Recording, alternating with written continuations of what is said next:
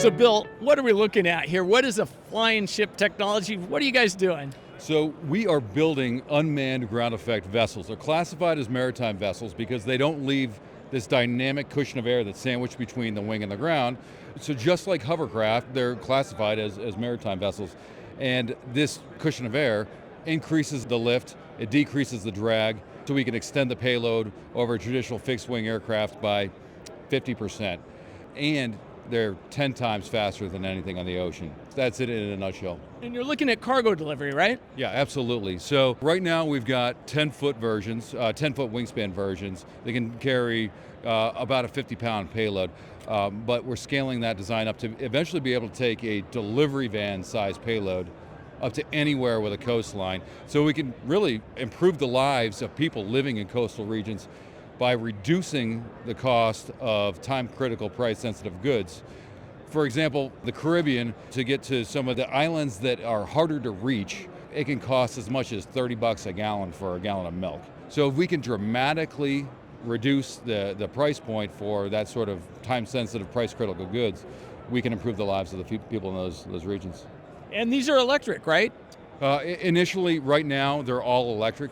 We do have designs for hybrid electric and actually internal combustion engines, or internal combustion versions, just to get the range and payloads that we really need.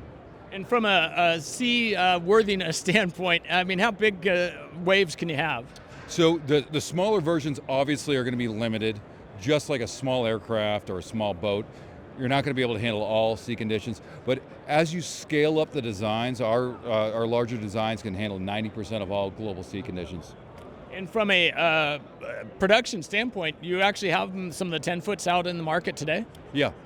Right now, we are just opening up test and evaluation for customers for 10-foot versions right now. And I would imagine that there's a lot of electronics, GPS, and things like that to point it where it needs to go, huh? Oh yeah, absolutely. They are semi-autonomous right now and moving towards more and more autonomous solutions. And I imagine just the communications aspect of it is probably you're breaking new ground there too, or? No, actually we're using all commercial off-the-shelf systems for that, pulling in systems that have been developed and certified in the maritime world and in the aviation world. Excellent. So I guess we'll see these buzzing around, maybe on in the ocean, but rivers and lakes too. Absolutely. That's we are focused on rivers and lakes. Those are perfect highways for us. Or rivers are perfect highways for us. Excellent. Well, Bill, I wish you luck. Yeah. Thank you so much.